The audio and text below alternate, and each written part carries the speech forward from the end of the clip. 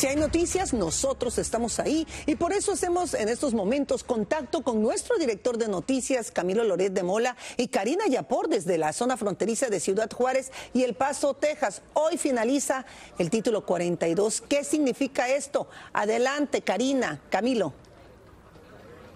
Muchas gracias, aquí estamos. Estamos precisamente en El Paso, donde ya no existe, no finaliza, finalizó el título 42. Aquí fue a las 12 del día porque tenemos 2 horas de diferencia de las 10 de la mañana de la costa este. Pero lo que hemos visto es que el problema migratorio no ha desaparecido. Si bien lo han controlado aquí en El Paso, del lado de allá, pasamos la frontera, estuvimos en Juárez y lo que vimos es un goteo constante de inmigrantes que siguen llegando, que siguen acumulándose en la frontera y buscando de alguna manera la forma de entrar. Fuimos testigos, Karina, del último grupo que logró pasar por una de estas puertas extraordinarias que se abren en el muro y que dejan pasar de 10 en 10 a los inmigrantes. Fue el último grupo que dejaron pasar porque, según nos informaron, había alrededor de 1000 inmigrantes que iban a ser trasladados en buses, iba a ser el último envío o permiso de paso de estas personas. Sin embargo, sigue habiendo un remanente de inmigrantes aquí en El Paso que no han tomado el camino de otros estados, no se han ido por diferentes razones. Karina, danos tus experiencias, tus impresiones de lo que vivimos hoy, tanto del lado de allá de la frontera como del lado de acá. Así es, pues bueno, Camilo, como bien lo mencionas y lo hemos estado mostrando, que es uno de los principales albergues que por semanas ha dado alojo en la Iglesia del Sagrado Corazón aquí en El Paso, Texas, alojamiento a cientos y miles de inmigrantes. Fue limpiado, lo pueden ver ustedes, está mucho más despejado. En el lado de Ciudad Juárez, como bien lo mencionaba Camilo, fuimos testigos de estos últimos grupos de decenas que fueron ingresando poco a poco por estas puertas a través del muro fronterizo y se los vamos a mostrar más adelante. Aquí, sin embargo, no falta el plato de comida caliente. Esto gracias a organizaciones que desde semanas y meses enteros han estado proveyendo, organizaciones cristianas, católicas, quienes unidos han venido a ayudar a los inmigrantes con comida caliente, con agua.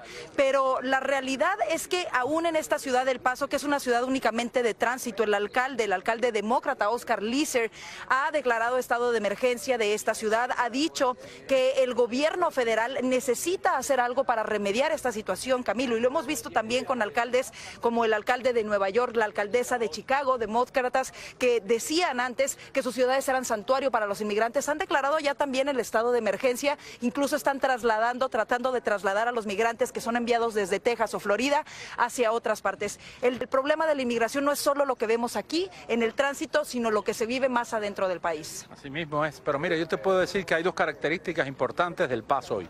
Primero, es la presencia de fuerzas militares y policiales.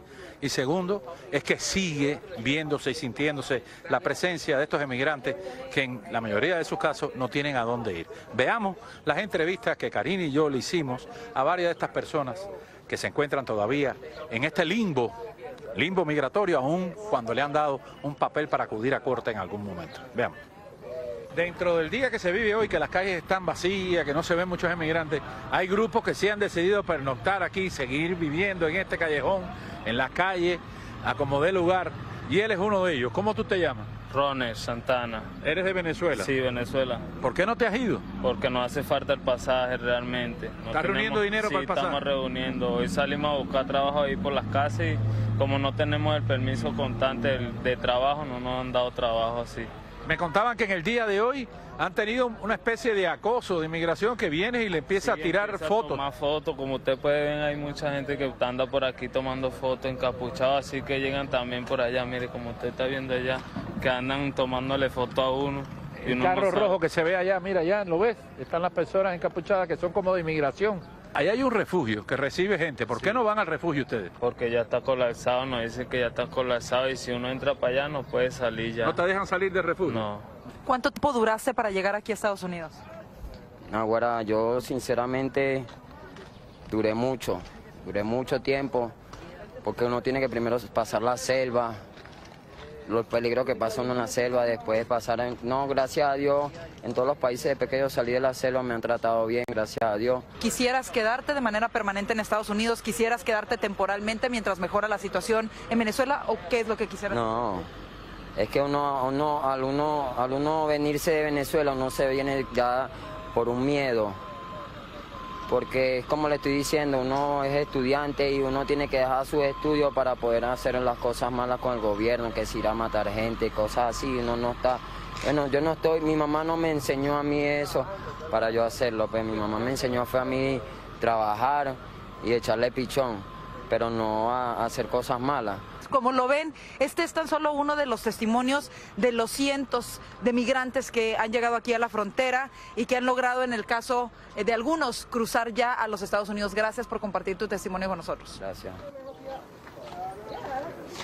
Karina, lo cierto es que hay un control de la presencia de migrantes que ha disminuido considerablemente, entre otras cosas porque se dijo oficialmente que a quien encontraran hoy en las calles iba a ser detenido y deportado, que no ha pasado, pero es lo que se ha dicho. Así es. Bueno, la diferencia, muchos se preguntan cuál es la diferencia en lo práctico de la aplicación del título 42 a la aplicación del título 8. Y básicamente es que las personas que sean sorprendidas ingresando de manera ilegal a los Estados Unidos con el título 8 podrían enfrentar un castigo de hasta 5 años sin poder reingresar a los Estados Unidos y en algunos casos incluso podrían enfrentar cargos criminales, cargos penales. Yo creo que esa es una de las grandes diferencias y por la cual algunos inmigrantes han intentado llegar aquí en el día de hoy. Está con nosotros también uno de los pastores que ha estado ayudando. Repítanos su nombre, por favor, y platíquenos de estos alimentos que han traído ustedes para ayudar a los migrantes. Sí, Nora, es un privilegio servir a la comunidad y servir en el nombre de Jesucristo, pero nuestra misión es simplemente eso,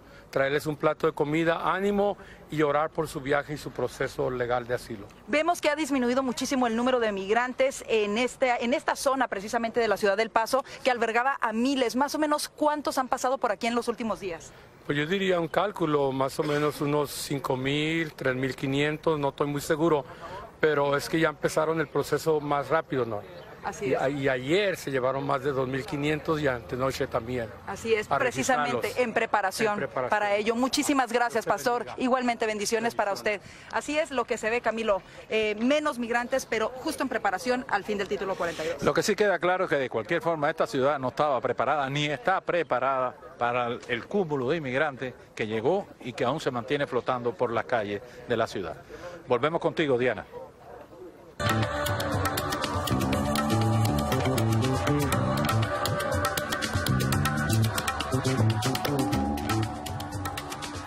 El Ministerio del Interior informó que Estados Unidos realizó una segunda operación aérea de deportación de migrantes durante la tarde del miércoles. En total, fueron devueltos 60 hombres y 6 mujeres que se encontraban bajo custodia por ingresar de manera irregular por la vía terrestre o marítima.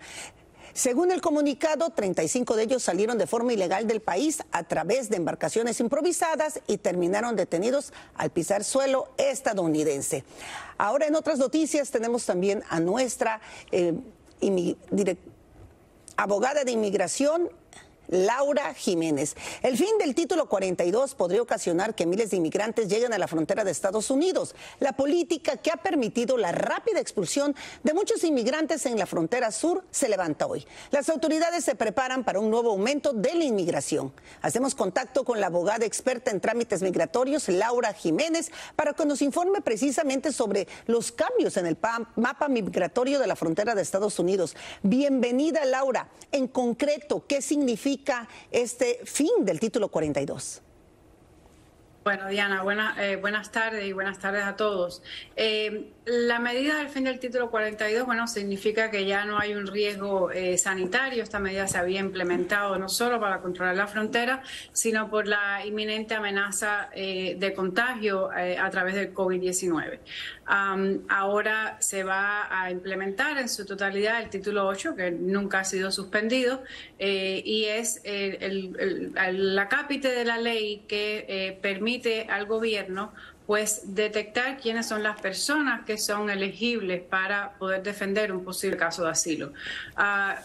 Diana, ¿qué va a significar esto? Pues que van a haber medidas bastante estrictas para controlar la frontera. Como tú bien anunciaste, pues ya hay refuerzos adicionales que han sido enviados, la Guardia Nacional, el Ejército, oficiales fronterizos adicionales, y además con la implementación de estas nuevas medidas, pues lo que se pretende es controlar la frontera de manera más efectiva.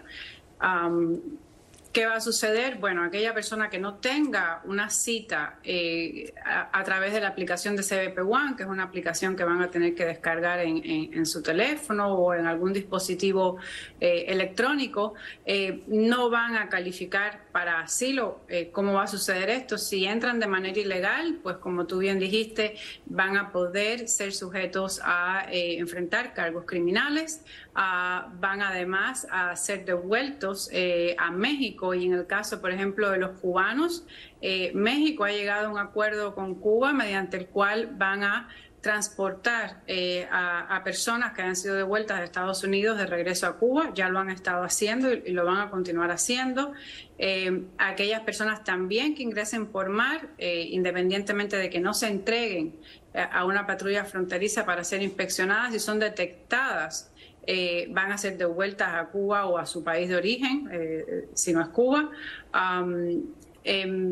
Aquellas personas que a lo mejor entraron de manera ilegal, por ejemplo, por mar, Diana, y que no logren comprobar una inspección, pues no van a poder tampoco defender un caso de asilo.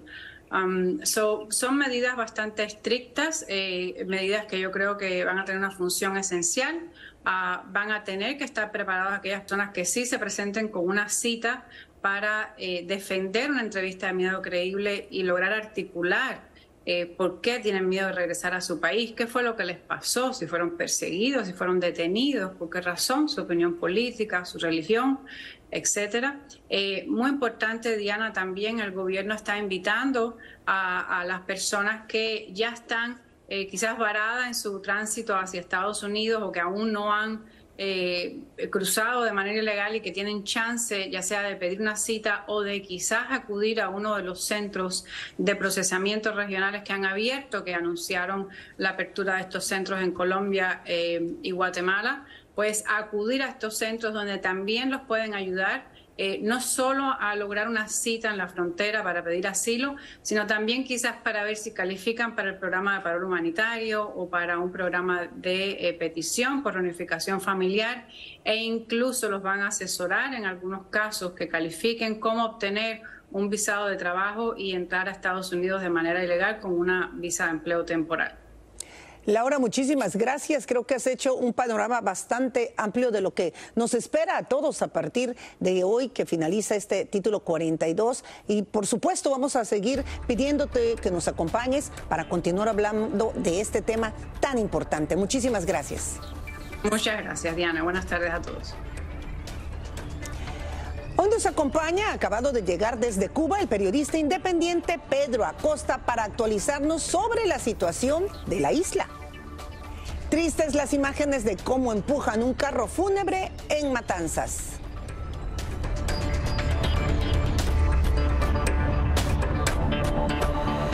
Nos gusta más de lo bueno. Y la señorita Más no era la excepción. Como lo dice su nombre, ella quería más. ¿Más? Así que cuando tuvo un accidente, llamó a Morgan & Morgan, con más abogados, más oficinas y más de 15,000 millones recuperados. Ella no tuvo que pedir más, nunca más. ¿Más? Morgan & Morgan, el bufete de lesiones más grande de Estados Unidos. Esta noche, un programa especial del equipo periodístico de Mega News con Camilo Loret de Mola en vivo desde la frontera sur en El Paso, Texas. Y tengo a Karina Yapur, mi colega conmigo de Voz Media. Con todo lo que acontece con miles de inmigrantes indocumentados y la